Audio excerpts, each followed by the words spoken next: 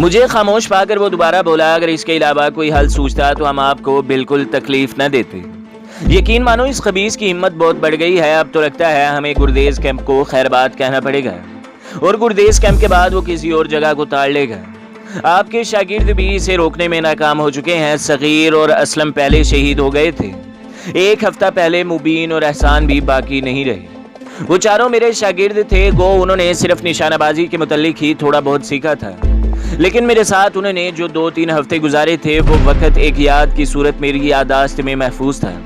وہ نک سٹیورٹ کو ہلاک کرنے کی کوششوں میں خود شہید ہو چکے تھے۔ ایک منجے ہوئے سنائپر کا مقابلہ کرنا ان کے بس سے باہر تھا۔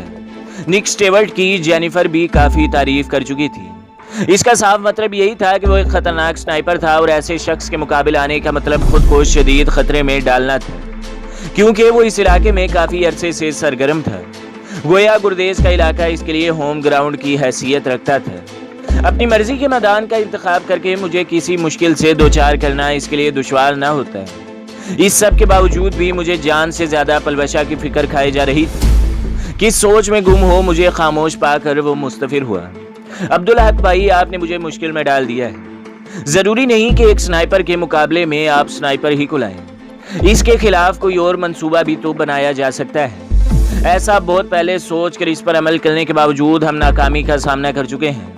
میں نے ہتھیار ڈالتے ہوئے کہا، پلوشہ کی تلاش کے لیے رابطہ کر لو۔ اس کے علاوہ میری بے گناہی کے ثبوت بھی ایک خاص آدمی تک پہنچانے ہوں گے۔ ایس ایس زندہ باد، عبدالحق نے خوش دلی سے نعرہ بلند کیا۔ دوسرے دن ہم بسم اللہ جان اور اس کے ساتھیوں سے الوداع ہو رہے تھے۔ کمانڈر بسم اللہ نے مجھ سے معانقہ کرتے ہوئے کہا، ذیشان بھائی، آپ کی یاد آئے گی۔ آپ کی محبت ہے کمانڈر، یقیناً آپ کی مدد کے بغیر میں یہ سب کچھ نہ کر سکتا۔ ہم نے آپ کے لیے اتنا نہیں کیا جتنا آپ نے ہمارے لیے کیا۔ میں ہنسا، چلو حساب برابر ہو گیا۔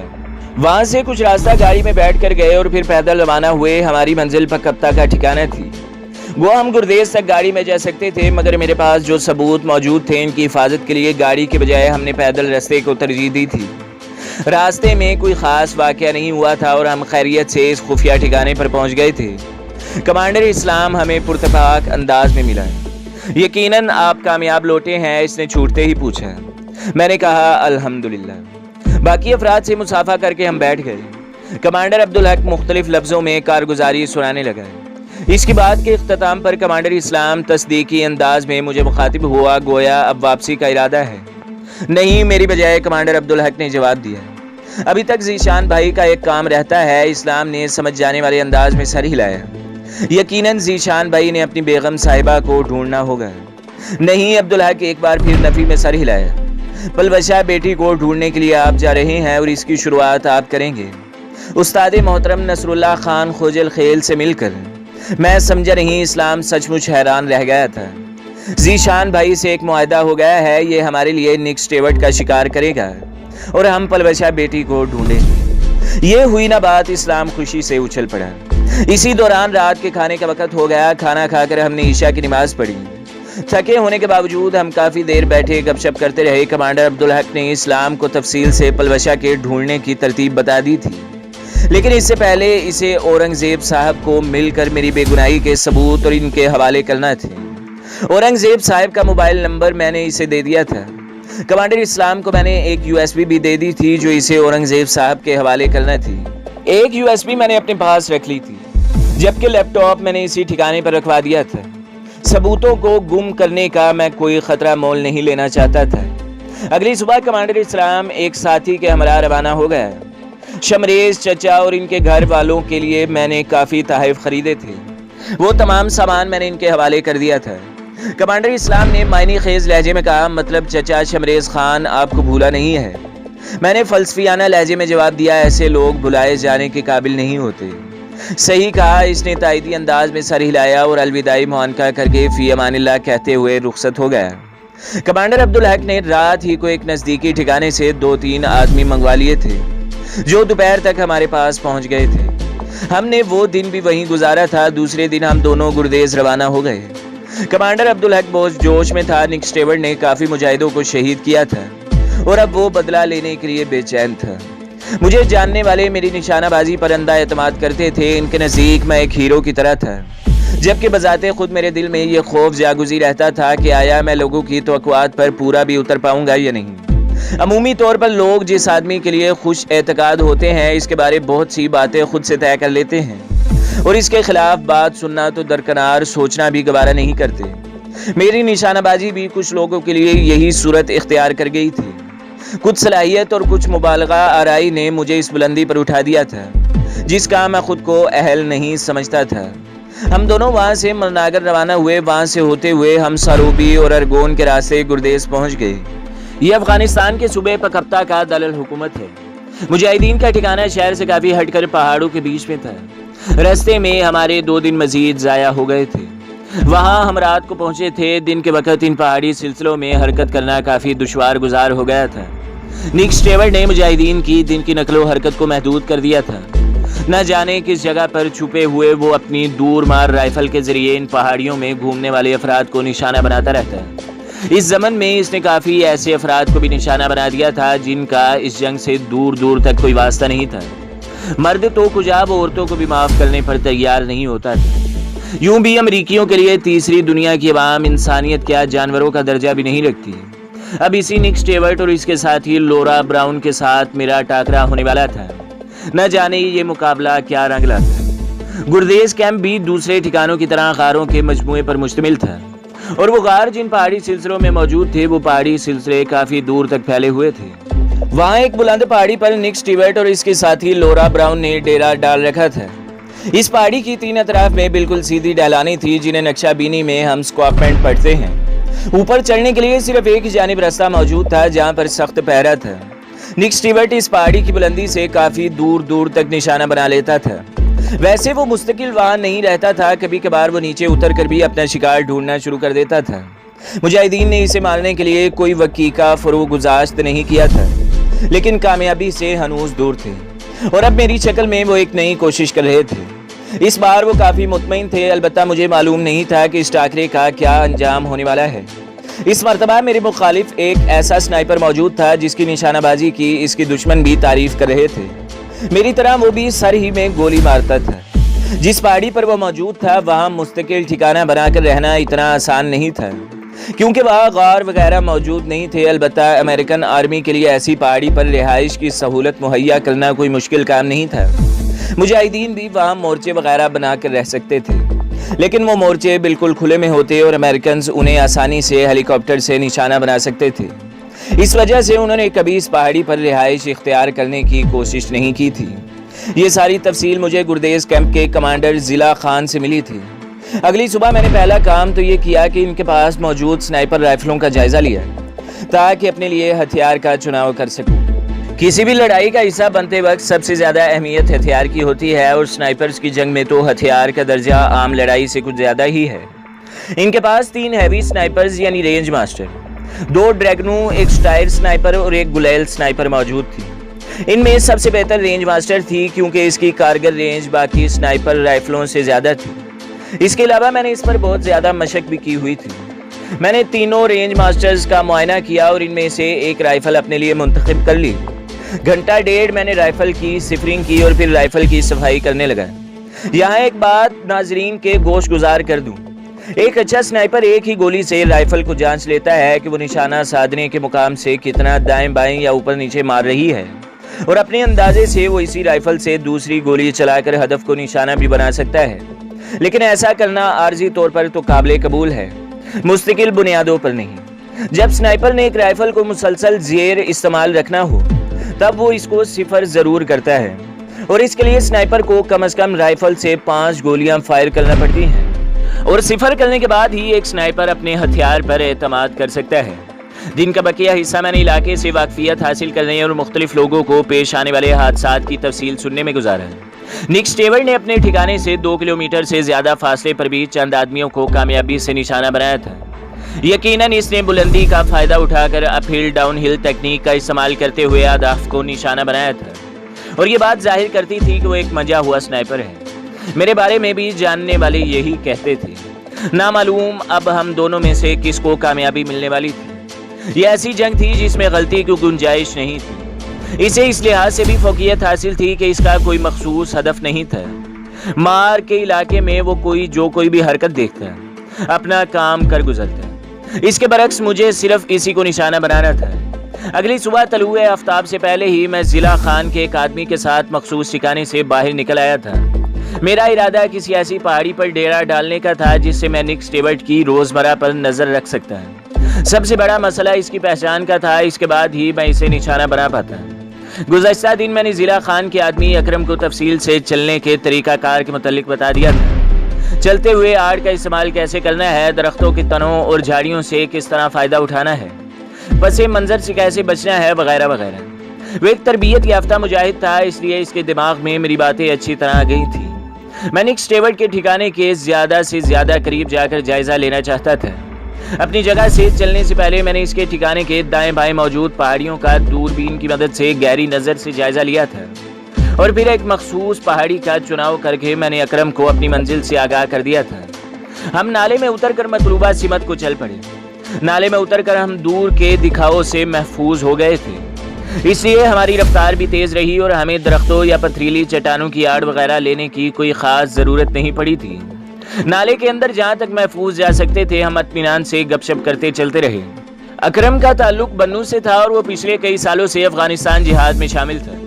میں اسے سنائپر سے بچنے کے لیے ضروری احتیاطوں کے بارے میں بتاتا رہا۔ اس دوران اس سے کافی سوال بھی پوچھے تھے۔ وہ مجھ سے کافی متاثر دکھائی دیتا تھا۔ باتوں باتوں میں کہنے لگا، سچ کہوں تو ذیشان بھائی، آپ کی آمد سے پہلے آپ کے بارے بہت کچھ سن رکھا تھا، اور میری خواہش تھی کہ کبھی اپنی آنکھوں کے سامنے آپ کو فائر کرتے ہوئے دیکھوں۔ میں نے ہنستے ہوئے کہا، کل رائفل کو صفر کرتے وقت میں کافی گولیاں فائر کی تھی، امید ہے آپ کی تمنا پوری ہو گئی ہوگی۔ وہ جلدی سے بولا، نہیں، وہ تو آپ پتھروں کو نشانہ بنا رہے تھے اور میری خواہش ہے کہ دشمن کے سر میں آپ کی گولی کو لگتا دیکھوں، اور اسی وجہ سے میں بڑی کوشش سے آپ کے ساتھ آ پایا ہوں۔ اس کی بات پر میں نے ہلکی سی ہنسی اچھالی۔ لوگوں کی نگاہوں کا مرکز بننا ایک خوش کن بات ہوتی ہے، لیکن یہ بھی حقیقت ہے کہ بعض اوقات لوگوں کی توقعات پر پورا اترنا نہایت مشکل ہو جاتا ہے، کیونکہ کوئی بھی کارنامہ سر انجام دینے کے لیے قسمت کا شامل حال ہونا ضروری ہوتا ہے، اور مقدر کس وقت دغا کر جائے یہ کوئی نہیں جانتا۔ ہم ایسی جگہ پہنچ گئے تھے جہاں سے آگے چڑھائی تھی، اور اس جگہ پر ہم نک سٹیورٹ کے ٹھکانے سے دیکھے جا سکتے تھے۔ گو ضروری نہیں تھا کہ اس وقت وہ اپنے ٹھکانے پر ہی ہوتا، اور اس کا کوئی دوسری پہاڑی کی چوٹی پر موجود ہونا بھی ممکن تھا۔ یہ بھی ہو سکتا تھا کہ اس وقت وہ نیند کے مزے لے رہا ہوتا۔ اس کے علاوہ بھی کئی احتمال ممکن تھے، اور ایک سنائپر کو میدان جنگ میں سارے امکانات کو مد نظر رکھ کر حرکت کرنا پڑتی تھی۔ اوپر کی جانب حرکت کرتے ہوئے میں نے درختوں، جھاڑیوں اور پتھروں کی آڑ کا استعمال خود بھی کیا، اور اکرم کو بھی بار بار محتاط رہنے کا مشورہ دیتا رہا۔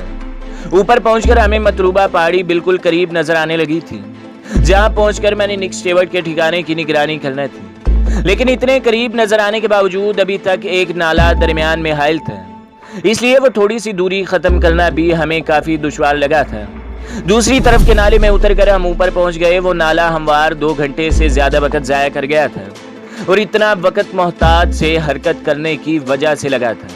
بلندی پر پہنچ کر ہم نک سٹیورٹ والی پہاڑی سے کافی نیچے تھے۔ وہاں اس وقت مورچہ وغیرہ بنانا تو ممکن نہیں تھا، البتہ آڑ میں رہ کر میں نے اپنے جسم، رائفل اور اکرم کو جھاڑیوں کی سبز ٹہنیوں سے چھپا لیا تھا۔ ایک درمیانی پتھر کے پیچھے لیٹ کر میں نے رائفل کو 2 پائی پر لگا دیا۔ اس کے بعد فاصلہ ناپنے والے آلے سے مطلوبہ پہاڑی کا درمیان ناپا اور ٹیلیسکوپ سائٹ پر رینج لگا دی۔ اکرم خاموشی سے میری کارروائی دیکھتا رہا۔ اکرم، یاد رکھنا، کسی بھی قسم کی ناگہانی صورتحال میں آڑ چھوڑنے کی غلطی نہ کرنا۔ اب ہم خطرے کی حدود میں موجود ہیں، اور آڑ سے باہر رہنے والا عضو تمہاری جسم کا حصہ نہیں رہے گا۔ وہ خوش دلی سے بولا، بے فکر رہیں ذیشان بھائی، میں محتاط ہوں۔ رینج ماسٹر پر لگنے والی لیوپولڈ ٹیلیسکوپ سائٹ کارکردگی کے لحاظ سے ایک عمدہ سائٹ ہے، عام آگ کی نسبت 25 گنا زیادہ دکھانے کی خاصیت رکھتی ہے۔ میں نے سائٹ کے سامنے والا اور رقبی کور ہٹانے اور سامنے والے علاقے کا جائزہ لینے لگا۔ ابھی تک میں نے رائفل کو کاک نہیں کیا تھا۔ جس پتھر کے پیچھے ہم لیٹے تھے وہاں سے ہم لیٹ کر ہی دشمن کی نظر اور فائر سے بچ سکتے تھے۔ اکرم نے پوچھا، میرا کیا کام ہو؟ تمہارا کام دائیں بائیں کا جائزہ لے کر کسی بھی ہلکی سی حرکت کے بارے مجھے مطلع کرنا ہے، میگزین کو لوڈ کرنا وغیرہ وغیرہ۔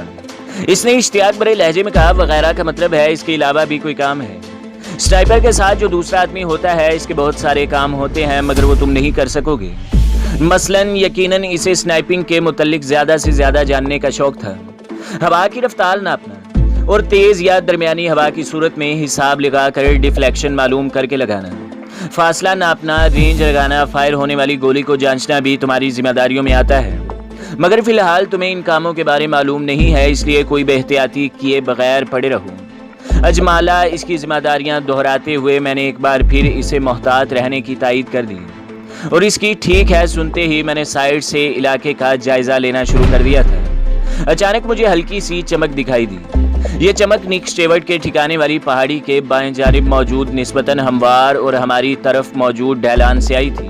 میں نے فوکسنگ ناپ کو گھما کر منظر کو مزید واضح کیا۔ اس جگہ کا فاصلہ ہم سے 1.5 کلومیٹر ہوگا۔ سبزے کے ڈھیر نے مجھے مزید چونکا دیا تھا۔ میں نے فوراً رائفل کاک کر کے مطلوبہ رینج لگائی، اور اس کے بعد میں شیشے کی چمک پر شست لینے ہی لگا تھا کہ اچانک مجھے شعلہ دکھائی دیا۔ یقیناً فائر کیا گیا تھا۔ سیکنڈز کے چوتھائی حصے میں میں نے خود کو نیچے گرایا، اور اسی وقت گولی ٹیلیسکوپ سائٹ کے اگلے عدسے کو توڑتی ہوئی آئی گلاس سے گزر گئی، اور ساتھ ہی گولی چلنے کا ہلکا سا دھماکہ سنائی دیا۔ گولی کی رفتار آواز سے تیز ہوتی ہے۔ اگر مجھے آئی گلاس سے آنکھ ہٹانے میں آدھے سیکنڈ کی بھی دیر ہو جاتی تو سنائپر رائفل کی طاقتور گولی میری آنکھ کھوپڑی اڑا کر لے جاتی۔ ذیشان بھائی آپ ٹھیک تو ہیں؟ اکرم گھبراتے ہوئے اٹھ کر میری طرف متوجہ ہوا۔ اسے لگا تھا کہ شاید گولی مجھے لگ گئی ہے۔ لیٹ جاؤ بے وقوف، میں اسی طرح اوندے منہ لیٹے لیٹے چلایا، مگر میرا چیخنا بیکار گیا۔ وہ گولی سے تیز حرکت نہیں کر پایا تھا۔ ایک تیز کرا کے ساتھ وہ نیچے گرا اور ہاتھ جھٹکنے لگا۔ سر میں لگنے والی گولی جلد ہی سے خواہشات کی دنیا سے بہت دور لے گئی تھی۔ میرے بار بار محتاط رہنے کی نصیحت بے اثر گئی تھی۔ میں نے وہیں لیٹے لیٹے گردن کو موڑ کر اس کا جائزہ لیا، لیکن وہ ہر قسم کی مدد سے بے نیاز ہو چکا تھا۔ اس کے ساتھ ہی میں خود بھی پھنس گیا تھا۔ ایک سنائپر اپنے کام کے معاملے میں بہت ثابت قدم ہوتا ہے، وہ اتنی جلدی اپنے ہدف کا پیچھا نہیں چھوڑتا۔ اگر وہ اپنے شکار کو مردہ بھی سمجھ لے تب بھی وہ منتظر رہتا ہے کہ شاید لاش کے اٹھانے کے لیے کوئی وہاں آ جائے اور اسے ایک نیا ہدف مل جائے۔ اگر میں لیٹے لیٹے بھی پیچھے کی طرف سرکتا، پھر بھی پتھر سے ذرا دور ہٹتے ہی میرا جسم نظر آنا شروع ہو جاتا ہے، اور پھر ایک ماہر نشانہ باز کے لیے مجھے نشانہ بنانا کوئی مشکل کام نہیں تھا۔ ایک دفعہ میں نے بھی قبیل خان کے کمانڈر روشن خان کو اسی طرح پتھر کے عقب میں گھیرا تھا، اور آج میں خود گھیرے میں آیا ہوا تھا۔ دوپہر 12-1 بجے کا وقت تھا، اور مجھے پکا یقین تھا کہ روشنی ختم ہونے تک تو نک اسٹیورٹ نے وہاں سے شست نہیں ہٹانا تھی، کیونکہ اگر اس کی جگہ میں ہوتا تو ایسا ہی کرتا۔ مگر یوں اپنے دشمن سے دبک کر مسلسل وہاں پڑے رہنا میرے لیے نہایت ذلت آمیز تھا۔ ایک سنائپر ہونے کے ناطے مجھے مخالف سنائپر کے حربوں کا توڑ آنا چاہیے تھا۔ اس کے سامنے 4-5 گھنٹے مسلسل دب کے رہنے سے بہتر تھا میں گولی کھا لیتا۔ اپنے غصے کو پسے پشت ڈال کر میں نے ٹھنڈے دماغ سے اس حالت سے نکلنے کی ترکیب سوچی، اور اس پر عمل کرنے کے لیے میں نے ہاتھ بڑھا کر اکرم کی کلاشنکوف سے میگزین اتار لی، اور اس کے سر پر بندھی چادر کھول کر میگزین پر لپیٹنے لگا۔ چادر کو میں نے اس طرح لپیٹا تھا جیسے انسان کی کھوپڑی ہوتی ہے۔ چادر لپٹی میگزین کو میں نے بالکل دھیرے سے یوں بلند کیا جیسے کوئی آدمی سر اٹھا کر آگے کا جائزہ لینا چاہتا ہو۔ میگزین کے چادر لپیٹے ہوئے گول حصے کی آڑ سے باہر آنے کی دیر تھی کہ ایک دم میرے ہاتھ کو جھٹکا لگا، اور میگزین اڑ کر دور جا گری تھی۔ اس کے ساتھ ہی میں نے عقب کی طرف موجود ڈھلان کی طرف زکند بھری، اور دوسری چھلانگ کے ساتھ ہی میں ڈھلان کی پناہ حاصل کر چکا تھا۔ ایک سنائپر ہونے کی وجہ سے میں جانتا تھا کہ نک کو فائر کرنے کے لیے رائفل دوبارہ کاک کرنا ہوگی، اور اس کے بعد دوبارہ شست قائم کرتے ہوئے 2-2.5 سیکنڈ لگ جانا تھے، اور اتنی مہلت میرے لیے کافی تھی۔ یہاں ناظرین کے دماغ میں یہ سوال آ سکتا ہے کہ کچھ سنائپر رائفلز آٹومیٹک بھی ہوتی ہیں۔ اگر ممکن تھا اس وقت نک اسٹیورٹ کے پاس کوئی ایسی رائفل ہی ہوتی، ایسی صورت میں میرا مارا جانا یقینی تھا، تو مجھے کم از کم اتنا بڑا خطرہ مول نہیں لینا چاہیے تھا۔ جن ناظرین کے دماغ میں یہ سوال اٹھا، یقیناً وہ چھوٹی سے چھوٹی جزیات کو نظر انداز نہ کرنے والے ناظرین ہوں گے۔ یہ بہرحال ان کے سوال کا میں پوچھے بغیر ہی جواب دے دیتا ہوں۔ سنائپنگ میں استعمال ہونے والی تمام ایٹومیٹک رائفلوں کا زیادہ سے زیادہ رینج 1000 میٹر یعنی 1 کلومیٹر تک ہوتا ہے۔ اس سے زیادہ علاقے تک مار کرنے والی یعنی ہیوی سنائپر رائفلز ایٹومیٹک نہیں ہوتی، کیونکہ اتنی بڑی رائفل کو اگر ایٹومیٹک بنایا جائے تو یقیناً وہ فائر کرنے والے آدمی کے کندھے کو توڑ دے گی، اور اس وقت نک اسٹیورٹ 1.5 کلومیٹر کے فاصلے پر سے موجود تھا۔ یقیناً وہ ہیوی سنائپر رائفل ہی استعمال کر رہا تھا۔ تو دوستو، اگلی کس دیکھنے کے لیے ہمارے چینل کو سبسکرائب کریں، ویڈیو کو لائک کریں اور بیل کے آئیکن کو بھی دبا دیں، تاکہ ہر جو آنے والی ویڈیو ہے وہ آپ کو سب سے پہلے ملتی رہے۔